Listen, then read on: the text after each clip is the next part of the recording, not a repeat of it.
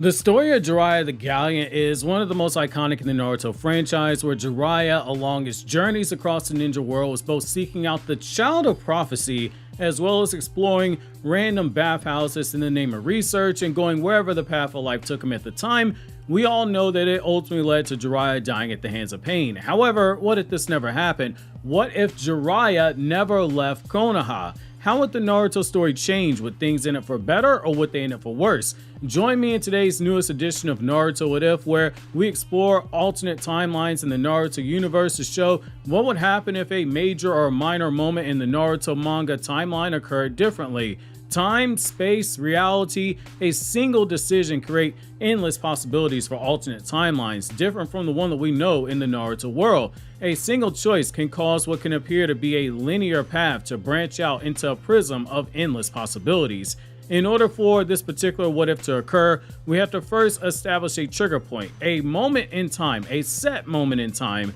that was always going to happen. And with Jiraiya, he's left the Leaf Village a few different times at major consequential points in the timeline. The first being the Second Ninja War, where he trained the Rain Village orphans. The next scenario is when Jiraiya left Konoha shortly before Naruto's birth. The final scenario is when Jiraiya chose to leave again, when he left to search for information on the Akatsuki leader. For today's video, we're going to be looking at the scenario number 2, which saw Jiraiya leave Konoha before Naruto's birth, which saw him predominantly outside the village for the next 13 years of the story. This obviously changes everything in a major way. Jiraiya staying in the Leaf Village during this time means that he is there throughout the entirety of Kushina's pregnancy, and with Jiraiya being one of the few who knew that Kushina was pregnant with Naruto, it stands to reason that he will be there for the birth of his godson. With the presence of Jiraiya, Obito's job, trying to use Naruto as leverage, it becomes a lot harder. Even when he uses Kamui to get into that room, he's not going to be able to kill the third Hokage's wife and the midwife who helped deliver Naruto, take Naruto and place a exploding tag onto him, and then snatch away Kushina. This version of Obito, he is good, but he is not that good, which means during the time Obito makes this move, Jiraiya likely moves in for the attack, giving Minato those extra few precious seconds needed to complete the resealing formula on Kushina that came loose during the childbirth. With the blink of an eye, Minato literally would teleport Kushina and Naruto to a secure location, perhaps the third Hokage's private quarters or somewhere else like their home, and then teleports back to assist Jiraiya. This means there's no Nine Tails attack on Konoha because Obito never got his hands on Kushina. This would lead to Minato and Jiraiya double teaming Obito with a combination of attacks, given how quickly Minato was able to break down Obito's jutsu under the insane circumstances he had to do originally, where he had to worry about the village being attacked by the Nine Tails, come up with a plan to undo the seal that was placed to control the Nine Tails, break the jutsu that Obito was fighting as they were fighting, debate whether or not he was going to make his son into a jinchuuriki, go over all the information that led him to conclude he was fighting Madara, and then on top of all that, worry about his wife dying. The fact he even broke down Obito's jutsu that quickly is a testament to his observation skills. If you place Minato in a position where there are no distractions and he's got Jiraiya there, I feel pretty confident that Minato just curb stomps his version of Obito, because he's likely to break down the jutsu even faster than before. And unlike the original battle where he was careful to only use enough force as needed to damage but not kill Obito with both the Rasengan as well as with Kamui, because he needed to undo the jutsu used on Kurama, and there's no guarantee that it can be undone if he kills Obito, hence the restraint. I believe Minato takes down Obito pretty easily here. This of course changes quite a bit as a result. Obito being on the verge of death from an attack means that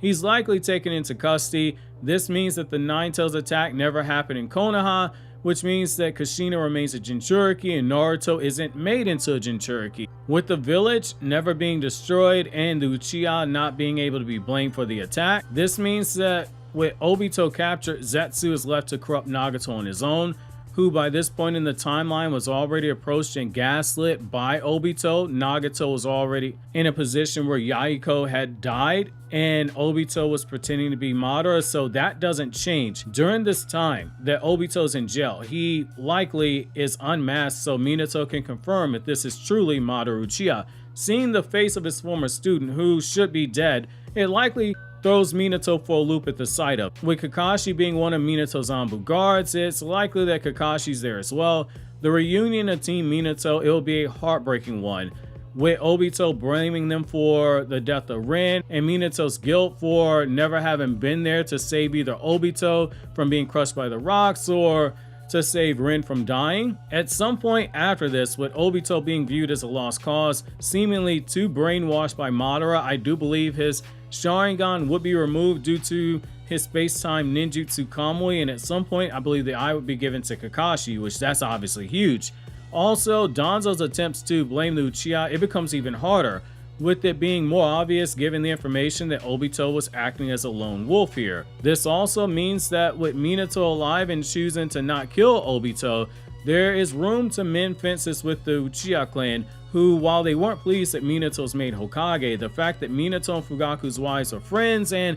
Minato chose not to execute Obito, it does leave room for building a better bridge with the Uchiha, including giving them more than a formality seat at the Jonin Council and the gradual removal of the Anbu, keeping surveillance on the clan and overlapping their duty to investigate the darker matters that deal with the inter-village politics. Minato being Hokage also starts the process of Danzo getting phased out of his leadership position, which would make Danzo increasingly frustrated, especially with Jiraiya being alive in the village and having all the resources that he does. He'd have spies sending him information as needed for events outside the village, as well as using toads inside of the village. This makes it even more likely that when Orochimaru begins experimenting on kids while being covered by Danzo, since Orochimaru was a root shinobi, that means that Jiraiya learns it and he would bring it to the attention of Minato. This of course means on the night that Orochimaru attempts to flee the village, Jiraiya and Minato, they're the ones who confront Orochimaru and not Hiruzen, who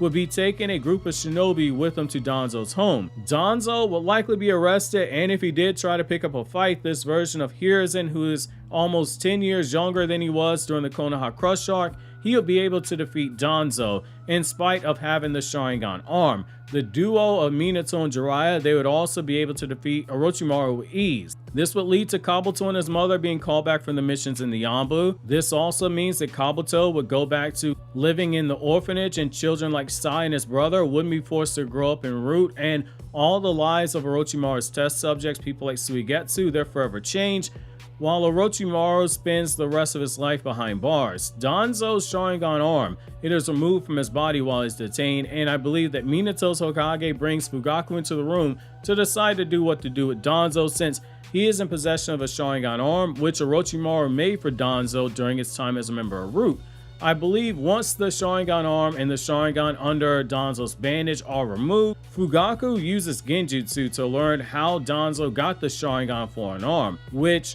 as Danzo told Sasuke, each eye had its own individual story behind how he got them, and it would take too long to go into the detail. Danzo would have to spill the tea here. I do believe in order to maintain good relations with the Uchiha clan, Minato would have to allow Fugaku to have a voice in what to do with Danzo, since these are big crimes against Fugaku's clan. While I don't think Danzo gets executed, I do believe he's locked away in jail for the remainder of his life for the crimes against the village. The next few years, they go by exactly as they did originally. Itachi graduates from the academy as a standout, but Kakashi's notoriety, it should be double what it was in the original timeline, since he would now have both Sharingan. Also, learning that Obito had a specific power for space-time jutsu would be something that makes the existence of the Mangekyo Sharingan aware to Kakashi, because Fugaku would know right away when Minato describes the power what it was, a power specific to the Mangekyo. And if at any point Kakashi did learn how to activate the Mangekyo like he did during the 2.5-year Naruto time skip, Kakashi would know how to use Mangekyo powers as a last resort in order to not go blind. By extension, with Kakashi having to keep both his eyes covered, he trained his other senses to become even bigger of a beast of a fighter. During this time, Itachi's high skills, they would catch Minato's attention just as they did Hiruzen, but Minato would notice that young Itachi was being purposely held back by his Jonin sensei, who was jealous of Itachi, leading to Minato to step in behind the scenes, which means Itachi would become a Chunin even faster, potentially becoming a Jonin within a couple years as well. Obito being locked away also means Itachi's teammate Tenma, he isn't killed since Obito isn't there to do it, and his other teammate Shinko never retires as a shinobi, so she continues as a medical ninja. Meanwhile, due to Obito having already recruited Nagato prior to the Nine-Tails attack, Zetsu would continue gaslighting Nagato and have him begin the process of recruiting rogue ninjas to the Akatsuki. The Cloud Village, they would have to enter into a treaty with good faith in this timeline because the Raikage is not going to have the balls to arrange the kidnapping of Hinata because this is Minato he's talking about. This by extension means that Neji never dies, and Neji's hatred towards the main branch isn't as toxic as it was in the original timeline. While Jiraiya and Minato train Naruto, with Jiraiya doing to his godson what Tsunade accused him of in the original timeline, and him admitting he was purposely trying to teach Naruto as many overpowered jutsu as he could, Naruto gets stronger. Itachi and Shisui, they would also be viewed as standouts in Konoha, alongside Kakashi due to their high power and skill. By the time Naruto enters into the academy, he'd have a lot more skill than he did in the original timeline. Between Jiraiya and Minato understanding how to train someone with a short attention span like Naruto, and Kushina having a personality that's similar to Naruto's, it would make her the best person to teach Naruto the basics. I believe that while Naruto wouldn't be as book smart as Sasuke, he would still need pop-up books to grasp the academy curriculum. He's still gonna more than make up for it with his skills. Sasuke and Naruto's rivalry, it will be more intense than the original timeline, though with no Uchiha massacre, Sasuke isn't the ever-brooding emo that he was in the original timeline. This of course means that when Naruto graduates from the academy, due to his abysmal test scores, he's likely still on Team 7 as we know it. Sai would also graduate a year earlier than Naruto just because he's a year older than Naruto, so he would be in the same class that Team Guy was in. However, this is where I believe things would get different. So I do believe that Minato would approach Kakashi about stepping down as leader of the Yonbu Black Ops to return to being a Jonin in order to lead Team 7, because it will be the right way to close the door on this chapter of his life, with feeling guilty about Obito's fall from grace and for the death of Rin that Kakashi felt responsible for, given how similar in personality that Obito and Naruto were. Minato would tell him the fact that he's trusting him with the development of his child and the protection of his child, which means he knows Kakashi is ready to complete the healing process. Naruto, due to having a father who is Hokage and is still a brat but isn't as big of a brat as he was in the original timeline, I do believe he acts out to a degree like we saw the children of Hokage do at one point or another. For this reason, I still think we get the Land of Waves mission, but when the Mist Chunin try to attack, Sasuke doesn't have to step in to save Naruto, and when Zabuza throws his Executioner's Blade, Sakura doesn't have to save Naruto either, because Naruto would have enough skill and proper training to not freeze up like a dummy in combat. The Zabuza versus Kakashi fight, it ends the moment that Kakashi lifts his headband to show both Sharingan and he demolishes Zabuza. I also believe that Kakashi, due to having been in the Anbu for a longer period in time in this timeline, would have clocked right away that Haku was a fake Anbu. But I don't believe that Kakashi would kill Haku. I believe upon speaking to Haku and learning about Gato,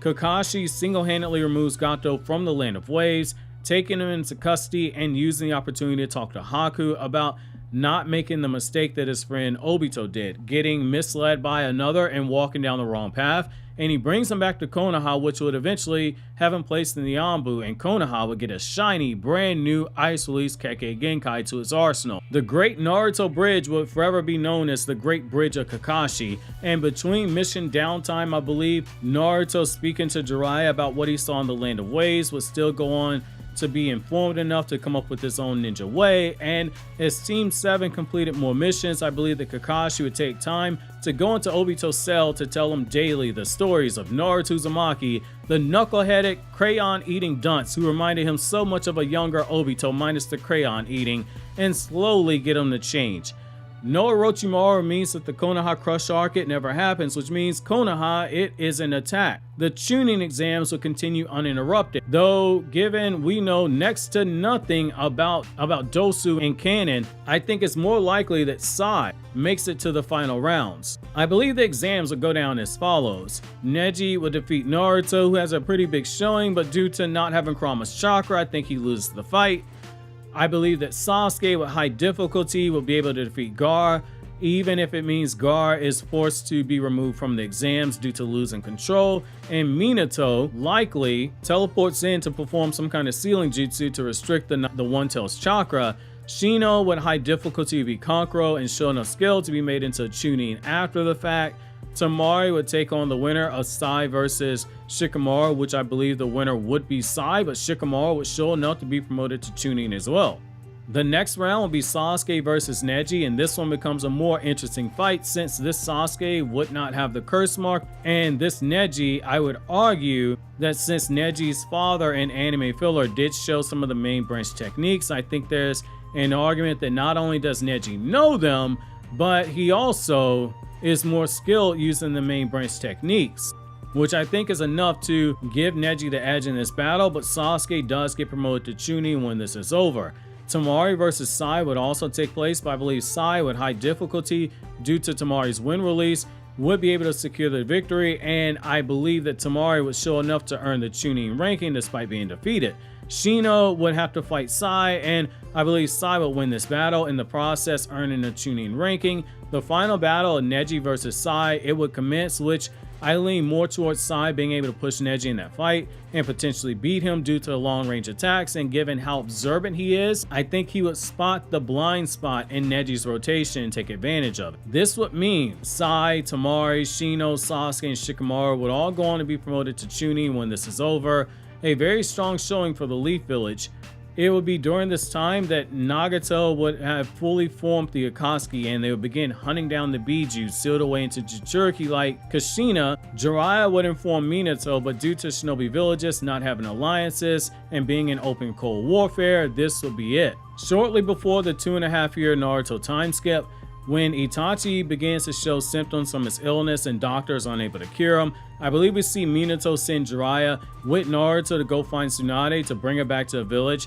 Given she was able to heal Rock Lee from what was deemed to be an impossible medical ailment, meaning in this timeline, Itachi will be able to reach his prime since he never did it since he died at 21. Tsunade and Shizune will likely stay inside the village as a result, interacting with Naruto, even though Naruto wouldn't be a kid aiming to be Hokage. There's enough spunk in his spirit to have finally won her over. The 2.5-year time skip, it would commence, but it would have some changes. I think you likely see Jiraiya taking a more hands-on approach in training Naruto, building up his skill faster since he had better chakra control in this timeline, and Naruto would have a few different sealing jutsu, including being taught hidden jutsu like the Uzumaki clan sealing chains and other sealing jutsu Kushina could teach him, and Naruto would likely have been taught Sage Mode during this time since Naruto, even without Kurama, does have massive chakra reserves, so he can do Sage Mode. Seeing Naruto use Sage Mode and pick it up so fast, with Naruto likely figuring out the need to use Shadow Clones at some point, I believe this will be enough to push Jiraiya to become his perfect Sage,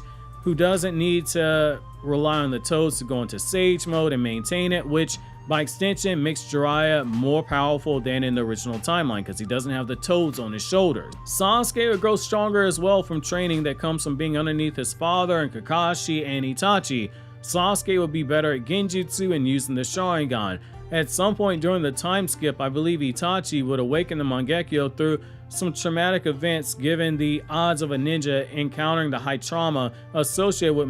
Mangekyo being high, and especially now with the villages being in open cold warfare. Sakura, being a natural with Genjutsu, likely trains under Kurenai, a Genjutsu specialist. I don't see Sakura going to Tsunade to train because while Itachi being cured will be amazing for her to see, I don't think it has any more impact than learning that Tsunade healed Rock Lee. It was only after she saw Naruto injured and being healed and attended to, and her own helplessness at not being able to participate in the Sasuke retrieval mission, that she went out to search for Tsunade to get training. I think it's less likely that this happens, but instead she continues down the path of what Kakashi originally planned for, which is for her to be a Genjutsu beast, which,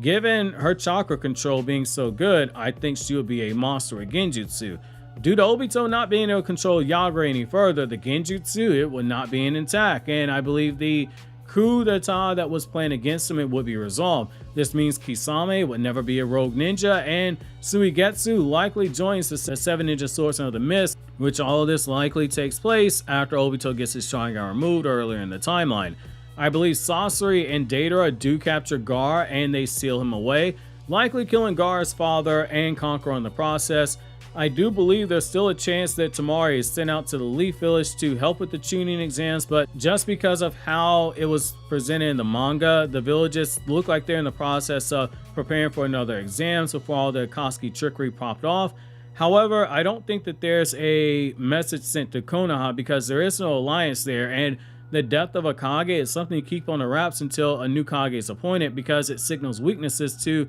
the other villages and it opens up door for attack. When Temari returns to the village, I think they have no choice but to break tradition and make her the first female Kazekage in response, and Sasori has 2 brand new puppets to make for his own, a Gaara puppet after he's sealed away, and a Rasa puppet as well. Eventually, due to his network of spies, I believe that Jiraiya will learn of the capture of the jinchuuriki from the 1 Tails, 2 Tails, and 3 Tails. Jiraiya would know that the Akatsuki was on the move around the time that Hidan and Kakuzu made their way to a land of fire to capture Churiku. At this point, Minato would give each team hunting down the Akatsuki duo flying Raijin markers, and Jiraiya would give them each toad. That way, when any of them encountered the duo, if things got too over the top, they could literally be summoned in the form of Jiraiya via the toads and Minato afterwards, because Jiraiya would likely be carrying Minato's flying Raijin marker. The duo of Minato and Jiraiya would be more than enough to take down Hidan and Kakuzu, with Minato lopping off Hidan's head, and the duo of Sage Mode, Jiraiya and Minato, would be more than enough to handle Kakuzu in the fight. This of course would mean that Asuma never dies and Mirai gets to grow up with her father Asuma in her life. Back in Konoha, as the Akatsuki are off elsewhere sealing away the 2 and the 3 Tails, which means obviously Data and Sasori beat Yagura, we would have Minato use Inoichi Yamanaka to read Hidan's mind, going through all 5 of his brain cells to discover what intel they could on the Akatsuki. Once the sketches are made, Jiraiya would recognize Konan and Yahiko and the Rinnegan and know right away that the Akatsuki, they were operating out the Rain Village. Armed with this intel, as well as the fact that the 3 nations have each lost a jinchuuriki, I believe that Minato would attempt to have a 5 Kage summit convened, but with the nations having too much pride, I don't believe any of them besides the Sand Village would agree, especially with Inoiki being someone guilty of having employed the Akatsuki in the past, which means Minato assembling a small team himself to handle the problem. Itachi, Shisui, Jiraiya, and Kakashi to infiltrate the Brain Village, with Jiraiya going first and using a toad to alert Minato once he made contact with Konan, and Minato would teleport the reinforcements there. At this point, Nagato's 6 Paths of Pain, they would be crushed in battle, led by the other kid Jiraiya said was a child of prophecy. The fight taking place in the Rain Village means that Chubaku Tensei is off the table. Given the high level of geniuses there, I believe they figure out the truth about the pains and they would eventually confront Nagato, with Jiraiya being able to talk no jutsu his student at the end. If Nagato does resist, I do believe, given the flying Raijin and Genjutsu being something that works on Rinnegan users, that between Shisui being there, who can use both a long-term Koto Matsukami as well as a short-term one, Nagato would be made to surrender long enough for Minato to place a seal on his body and his eyes, thus bringing an end to Nagato as the leader of the Akatsuki, with Nagato thrown in jail alongside Konan. The remaining Akatsuki members, they would be hunted down and brought to justice, and Zetsu would be forced to stay in hiding, looking at every funny shadow until Minato finally tracks him down and destroys him with the Rasengan, which means that Kaguya is never revived and the cycle of hatred between reincarnates does live on. While this What If has a somewhat happier ending, not all of them do, so click here to dive more into the alternate timelines for Naruto's story, or click here on the left for this Black Clover video essay from my Anime Explained channel.